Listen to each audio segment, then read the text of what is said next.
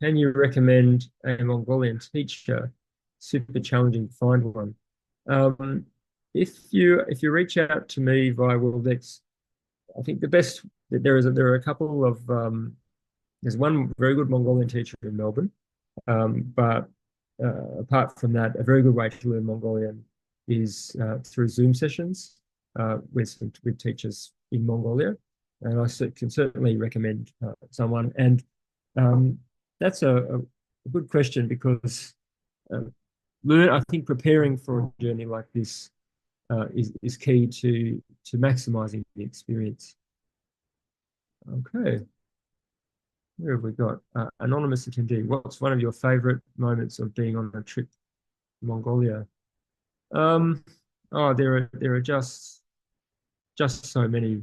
Uh, a recent one, a recent one would be um, during the September October journey, um, turning up in the desert with about eight of us, and it was quite cold. We opened the door, and the way that these people invited us in, um, they basically laid out a three-course meal. We stayed there for a couple of hours.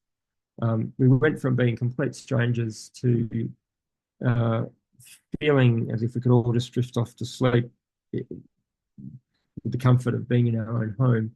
Um, and that type of experience is replicated again and again on these journeys where I'm just very, very humbled the way in which people accept us without any question, and they put everything out there to share with us. In fact, 2023, we had an experience where uh, we actually got ambushed by a bit of a snowstorm 2 days in a row, and we had to kind of make our way out of the mountains. And finally, we spotted a little Mongolian girl. We thought, oh, that's our refuge. We'll head there and at least get out of this for a couple of hours and have lunch. We turned up, and it had actually been abandoned. But the nomads, according to tradition, um, before migrating, they decided to leave the gur up to help travelers in a time of need. And so our nomads went straight in. They got the fire going. We cooked our food in someone else's living room.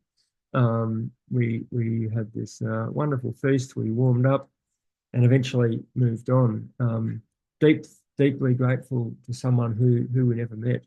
And for the Mongolians, this was completely normal, but for us, these are the type of things that constantly take my breath away. What's the advantage of being in Mongolia in September? Um, One of the great advantages of being in Mongolia in September is that you can travel to places that are far too hot in the summer. In September, for example, in the Gobi or in the Mongols, where we travel, which is a desert that's not strictly part of the Gobi, but for all intents and purposes is. Um, you tend to get very little haze in the air, uh, and there's no bugs, there's no mosquitoes. I think September, for me, it's the time to travel more of the lowlands and some of the lower mountains. Um, Summer is where I would follow the nomads and go up high to the mountains. And autumn is also a wonderful time to go down from the mountains to valleys where the nomads take their animals along the edge of watercourses where there tends to be lots of grass. So generally, all the trips that I run with all the expeditions, they tend to be built around what the nomads are doing in that particular season. What's the duration of the trips? From arrival to departure in Mongolia, both of those trips are 18 days. The footsteps trip works out to be about 12 to 13 days of trekking. And the rest of it is time in Ulaanbaatar. We fly to the west in a local plane, and there may be 2 to 3 days of kind of traveling by 4-wheel drive to get to the start of the trek and to get from the end of the trek. back to the local airport.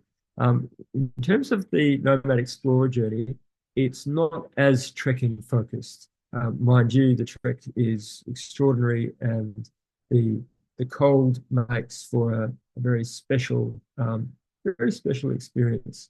Um, but it does cater for people who perhaps aren't as strong or not as interested in say doing a 10, 12 day back-to-back trek.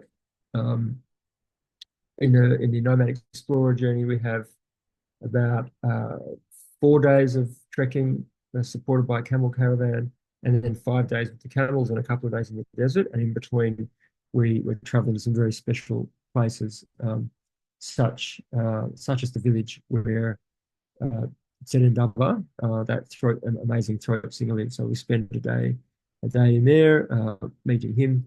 It becomes the vehicles become a way for us to fit in a few different areas, and without you needing to be uh, super capable of doing like a longer trek. What's the duration? We've done that. What's the cutoff age on these trips? Brad, that's probably one for you. I don't think there is a cutoff age on the older side. No, we don't. Age is not the factor. It's really physical Oh, ability, and yeah. there could be a certain age where your physical ability needs to be approved Yes, by a doctor. yes. But we can go through that process with the Reds team. They can explain that. But yeah, there is no limitation as Yeah. by age. And we have had several times younger people on the trips who've come with a parent or guardian. So I think it's wonderful to have a large age range on journeys. Do you have a practical tip or two for a traveller coming on these trips who has only known Australian city life? Um, oh, I think I mean if you boil it down, um, a really good pair of shoes, a really good backpack that you like, and something to share with the nomads. And by that I mean it could be a photo album from home, um, some gifts, or something that you can show or give to the locals, a talking point, so that you have uh, a better way to engage with the local people. Um, but on the pre-departure itinerary, there are a lot, and I always a lot of things to prepare for. But I always recommend that leading up to any journey, people can always reach out to me via World Expeditions, and I actually prefer to have that contact with you long before the trip starts, because my experience is that no question is too silly, and it's better to ask all of those things that are on your mind before the trip, before you get to Mongolia.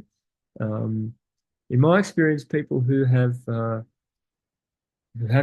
travelled too much beyond urban life, um, often they're the people who come back um, having not enjoyed it the most, but perhaps affected and touched the most by the whole experience. Um, Exposure to wildlife on the trek. I'll start with the mounted nomads, or the nomadic explorer journey. Uh, Raptor birds are a real highlight in Mongolia. So we're talking about lammergeiers, cinereous vultures, golden eagles. Whistling kites are a feature of summer. They kind of following us from camp to camp. Um, Summer we see less of animals like wolves, for example, but we do hear them and see them from time to time. In autumn, it's much more common. There are ibex, there are deer, there are argali sheep. We tend to see more of the argali, sorry, and the ibex in the autumn time. The butter in the Little Mountains, for example, one very special animal that we do see near the desert during the nomad explorer journey near the Mongols is the Saiga. Some of you may have heard of the Saiga antelope. It's extraordinary animal. It's part of the mammoth fauna. The males have a particularly large trunk, if you like, a nose that's used for filtering dust and also warming up the air in winter. Extremely fast. They only live in one part of Mongolia, and that happens to be the steppe between the Mongol dunes and the Bumbat and the Baturimiru mountains. So, yeah, they're all very very special. In the summertime, marmots are a kind of feature of each and every day. Um, we are in a snow leopard reserve during our trek. However, to see them in summertime is almost an impossibility. But just to know that we are being watched by snow leopards during that journey is very very special. Yeah, I think that's probably uh, there are you could ask after this. I could give you more details on more animals. What happens if someone becomes ill or needs medical treatment? Um, I've been trained in wilderness first aid for many years and come across many different types of issues. But there are some that are more recurrent in that environment. It's very dry. It can be hot, it can be cold, altitude. Um, so things like dehydration can be an issue, particularly if someone happens to get a gastro bug, which is rare. But every now and then on a trip, we do have a bug that somehow may appear. In terms of access, though, to primary medical care, Western Mongolia, as I mentioned earlier on, is very remote, and the only way to be evacuated quickly is by helicopter. But the helicopters can't fly at night, and they need to make 2 refueling stops to reach Western Mongolia before returning. So you could be looking at 30 to 40 hours before, in a serious situation, you're taken by helicopter back to Ulaanbaatar.